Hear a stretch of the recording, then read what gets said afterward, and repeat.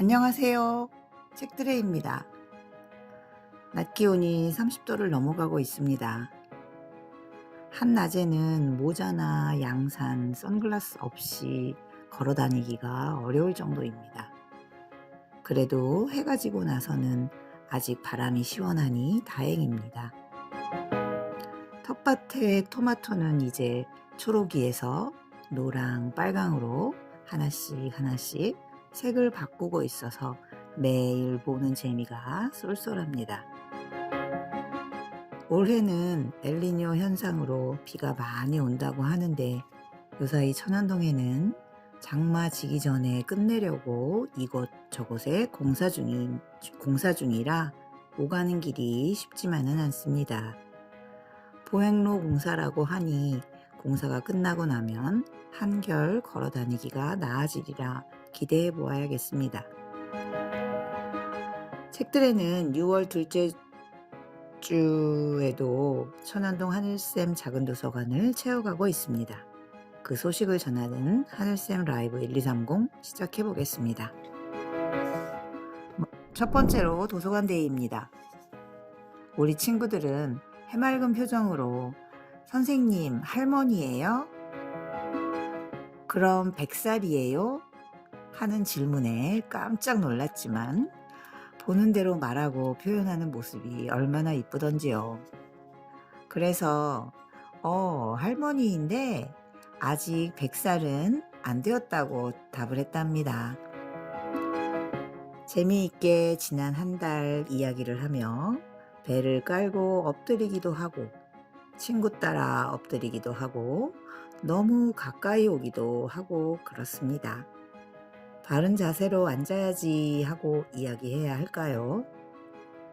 엎드려 있어도 눈은 활동가에게서 떠나지 않는데 친구들과 눈이 마주칠 때마다 마음이 설레입니다. 이번 주에 책 좀 읽자 제발을 읽으며 책은 어디서 보는지, 누가 방해하는지, 그럼 어떻게 하는지를 이야기 나누었는데 식탁에서, 침대에서, 책상에서 읽고 있고 주로 동생이나 엄마가 방해한다고 하더라고요. 범인을 찾아봐에서는 누가 방귀를 뀌었는지 추리하며 왜 그렇게 생각했는지 물어보고 마지막에 제일 작은 생쥐가 범인임을 알고는 모두 한바탕 신나게 웃고 방귀에 대한 재미난 일들을 앞다투어 이야기하느라 시간이 늦어지기도 했습니다. 어린이들은 똥이나 방귀를 자신의 일부로 생각한대요. 그래서 자기 똥도 관찰하고 만지고 그런다고 합니다. 두 번째는 하늘쌤에 모여 뜨개 친구입니다. 지난주 겨드랑이 줄이기 해오기로 하여 확인하며 덮어 씌워 코막음과 두 코 한 번의 뜨기를 확인해보고 이번 주에는 뒷판에 뒷목 줄이기까지 하였습니다. 단순한 겉뜨기를 주로 하는 메리아스 뜨기를 하고 있어 조금 지루할 수도 있지만 코 줄이기를 배워 편물이 양쪽으로 줄어드는 모습을 볼 수 있었습니다. 자라나는 편물을 보며 완성했을 때의 모습을 상상하기도 하고 다음 주에는 앞판 고무단까지 떠오고 꽈배기 무늬를 시작하기로 하였습니다. 세 번째는 책 친구입니다. 먼저 초등 책 친구 반은 이번 시간에 한 친구가 더 참석하게 되었어요. 먼저 별명을 다시 지어보고 지난 시간에 했던 작품을 소중하게 스케치북에 옮겨 붙이며 추억도 함께 간직했고 반달의 작가이신 윤석중 할아버지에 대해 알아보고 돌아가며 읽어보고 새로 나온 반달과 전에 나온 반달을 한쪽씩 가사에 맞추어 그림을 비교해가며 비교해 보았습니다. 그림을 그리시는 작가님과 시대에 따라 표현하는 것이 어떻게 다른지 찾아보는 시간을 가졌습니다. 반달에 맞춘 손 유희로 활동가들의 이렇게 시범으로 해보고 친구들과 손바닥과 손등을 마주치며 해보았습니다. 이런 놀이는 잘 하지 않아 서툴렀지만 새로운 놀이를 배웠고 돌아가서 부모님과 해보기로 하였습니다. 반달을 스크래치 페이퍼에 필사를 하며 페이퍼에 쓸 때마다 새로운 색이 나와서 완성했을 때는 서로 다른 작품이 되는 경험도 해보았습니다. 두 번째, 성인 책 친구들은 넉점 반을 소개하며 한 장 한 장 넘기며 구복 상회에 진열된 물건들이 무엇인지 알아보고 그 물건에 대한 추억을 나누느라 한 장 넘기기가 어려웠을 정도였어요. 20대 책 친구는 역사 스페셜을 실제로 본 것 같다고 하고 9공탄이 왜 9공탄이고 25공탄, 19공탄 이제는 없어진 네로라는 난방용품도 이야기하고 주인공 소녀의 움직임을 따라 함께 들로 꽃밭으로 신나게 돌아다녔네요. 해가 꼴딱 지고 나서야 집에 가서는 엄마 넉점 반이래요 하는 천지는 모습에 또 집과 구복상회가 바로 옆집이라는 사실에 또 한 번 웃고 말았습니다. 거둥이 임금님의 행차라는 것도 알고 다시 개미 거둥 장면을 찾아보고 또 새가 낚아채 간 것도 알아내었네요. 성인 책 친구는 연령대가 20대에서 70대까지여서 세대 간의 이해를 하게 되는 시간이 되고 있습니다. 네 번째는 하늘섬에 모여 켈리 친구입니다. 오늘은 책 친구 초등에 새로이 합류한 친구의 어머님이 켈리에 오셨어요.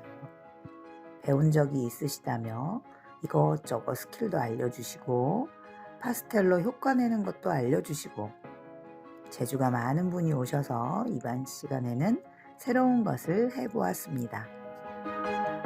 이번 시간에는 글귀들을 찾아 마음에 드는 글귀를 써보고 종이컵에 작품을 하나 완성해 보았습니다. 평면이 아닌 곡면에 쓰는 글씨는 또 다른 설렘을 주네요. 하나씩 완성하고 집에 가서 차를 한 잔씩 해보기로 하였습니다. 주변에 재주 많으신 분들이 참여해 주시면 더 풍성한 시간이 될 듯 합니다. 오늘 함께 하실 그림책은 도서관데이에서 친구들과 함께 했던 범인을 찾아라와 성인 책 친구에서 함께한 넉점 반입니다. 먼저 범인을 찾아라입니다.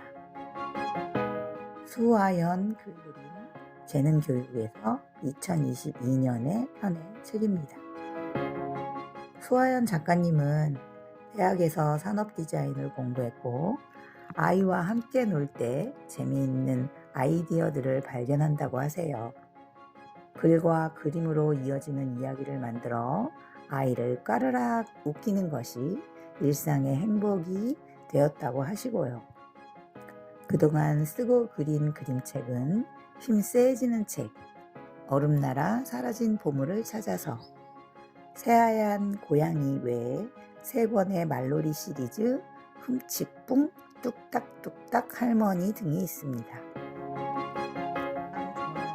소재 중 하나인 방귀가 터질 때마다 아이들의 웃음보도 빵빵 터집니다.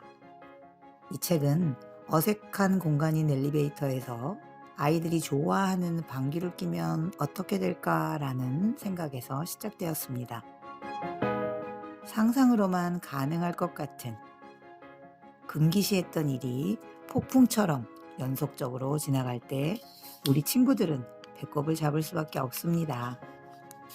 어느새 엘리베이터 탑승자들의 공공의 적이 된 이 방귀는 역설적이게도 이들이 가진 편견들을 날려버립니다. 서로에 대해 잘 알지 못할 때 겉모습만으로 판단해 버리는 경솔함을 우스꽝스러운 소리와 유머 있게 꾸짖고 선입견을 몽땅 없앱니다. 또 이야기를 끝까지 따라가다 보면 보잘것없이 보였던 부분이 장점으로 바뀌어 자신감을 갖게 되는 뜻밖의 상황을 만나게 됩니다.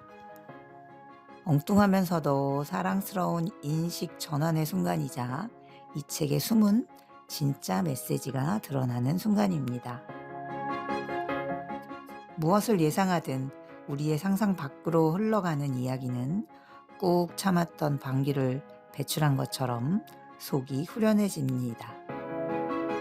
편견과 선입견을 없애고 새로운 능력을 엉뚱하게 발견하는 웃음 만발 그림책입니다.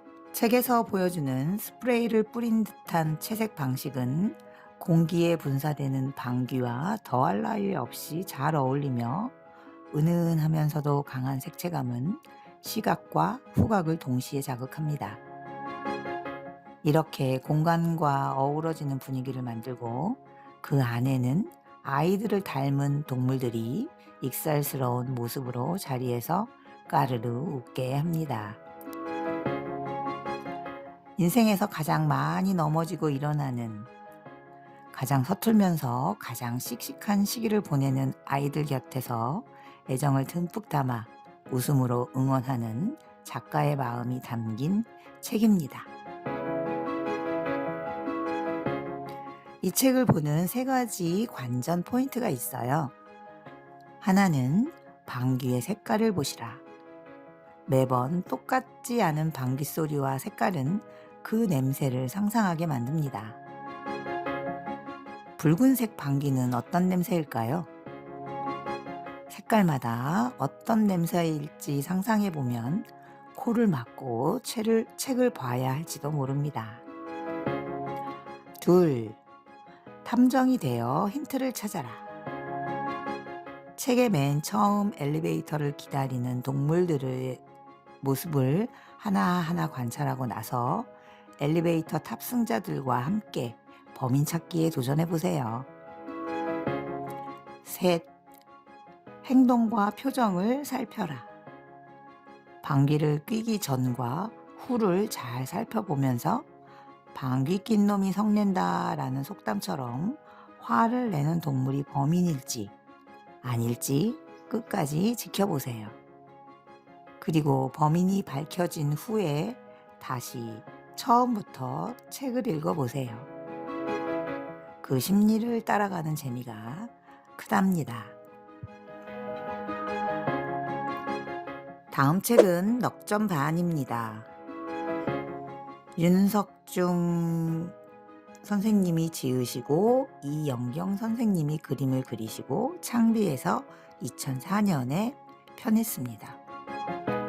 작가이신 윤석중 선생님은 1911년 서울에서 태어나 2003년 12월 93세의 나이로 세상을 뜰 때까지 우리나라 아동문학계를 이끌어온 동요 시인이자 아동문화운동가로 동요 할아버지 또는 윤석중 할아버지로 불렸습니다.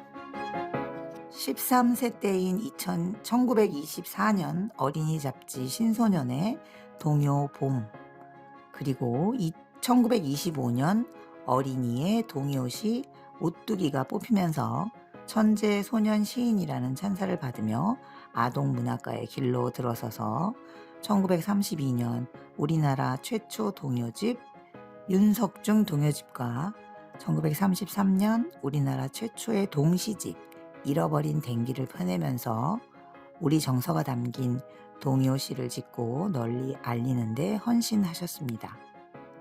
작가님이 남긴 1200편이 넘는 동요시 가운데 800여 편이 동요로 만들어졌는데 퐁당퐁당, 짝짝꿍, 나리나리 개나리, 낮에 나온 반달, 기찻길 옆, 우산셋이 나란히 등을 비롯하여 어린이날 노래, 졸업식 노래들은 세대를 이어 지금까지 널리 불리고 있습니다.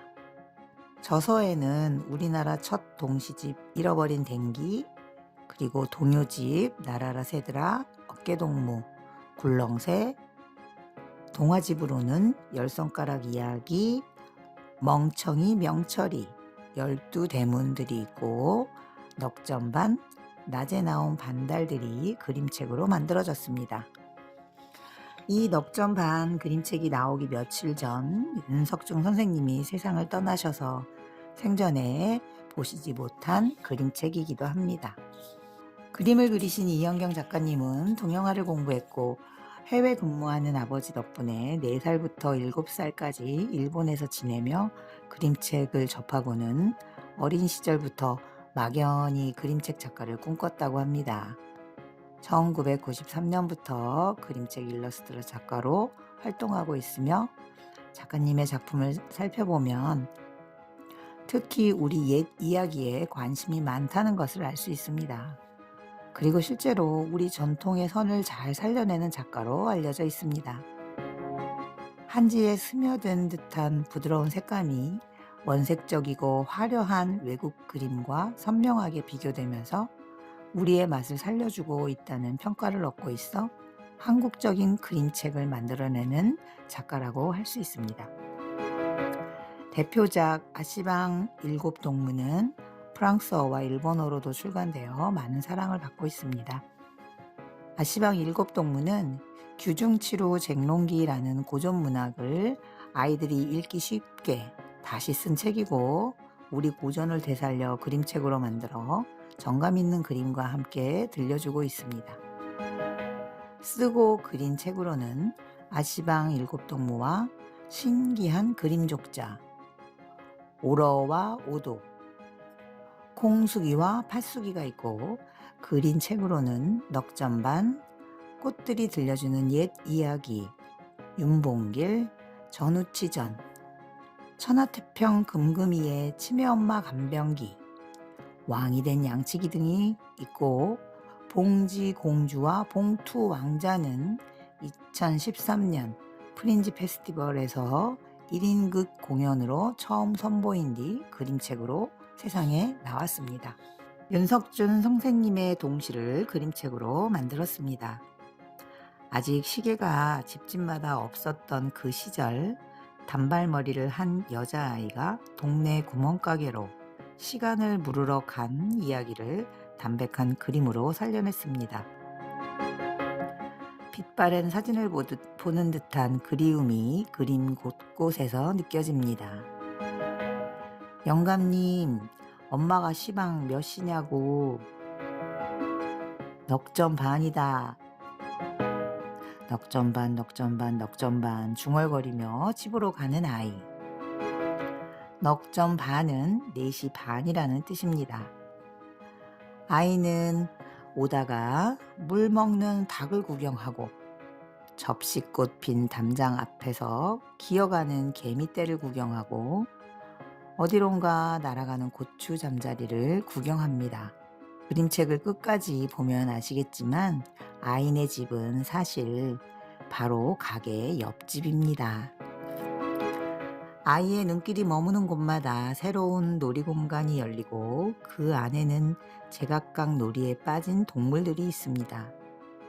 시에서 언급된 닭, 개미, 잠자리뿐 아니라 고양이, 두꺼비, 메추라기 같은 동물들도 나름의 이야기를 들려줍니다. 해가 꼴딱 져서야 집에 돌아온 아이는 시방 넉점반이래 하고 당당하게 외칩니다.